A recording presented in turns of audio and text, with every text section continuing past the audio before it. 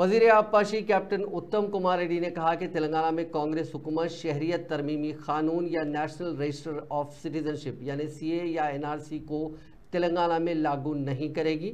मंगल को कोडाड में एक इफ्तार पार्टी से खिताब करते हुए उत्तम कुमार रेड्डी ने इस बात पर जोर दिया कि तेलंगाना में कांग्रेस पार्टी की इख्तिदार में वापसी ने रियासत में जमहूरियत और सेकुलरिज्म को बहाल किया है। उन्होंने कहा कि इससे कबल बीआरएस के साबिक़ा दौरे हुकूमत में अक़लियतों को नज़रअंदाज किया गया, यहाँ तक कि उनके साथ 12% तहफ़्फ़ुज़ात देने के वादे को भी पूरा नहीं किया गया। जब बीआरएस इक़्तिदार में थी तो अक़लियतों को हर सतह पर इम्तियाज़ी सलूक का सामना करना पड़ा।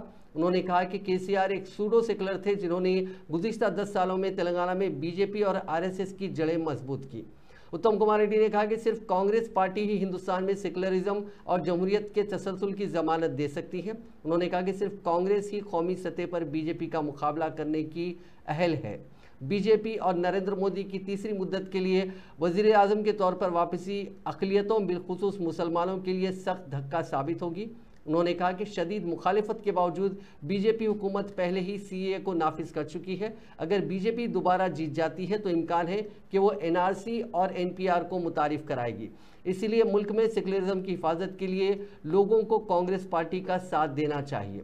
उत्तम कुमार रेड्डी ने कहा कि ये अहम नहीं है कि अगला एमपी कौन होगा, बल्कि ज़्यादा अहम बात यह है कि अगला पीएम कौन होगा यानी वज़ीर आज़म कौन होगा। अगर मोदी दोबारा मुंतखब हुए तो वो सेकुलर ताने बाने को ख़त्म कर देंगे, ताहम अगर राहुल गांधी वज़ीर आज़म बनते हैं तो वो सेकुलरिज्म को बरकरार रखेंगे और जमहूरियत को और मजबूत करेंगे। उत्तम कुमार रेड्डी ने कहा कि बीआरएस और टीडीपी जैसी इलाकाई पार्टियों पर भरोसा नहीं किया जा सकता क्योंकि वो अपने ज़ाती मफादात के लिए किसी भी वक्त बीजेपी के साथ इत्तेहाद कर सकती हैं। एक मिसाल देते हुए उन्होंने कहा कि टीडीपी 2018 के इंतखाबात के वक्त एनडीए से बाहर आई थी और बाद में बीजेपी की क़यादत वाले इत्तेहाद में दोबारा शामिल हो गई। इसी तरह उन्होंने कहा कि बीआरएस तेलंगाना में बीजेपी की खुफिया इत्तेहादी रही है और जल्द ही इसकी दोस्ती को खुले तौर पर यह कबूल कर लेगी।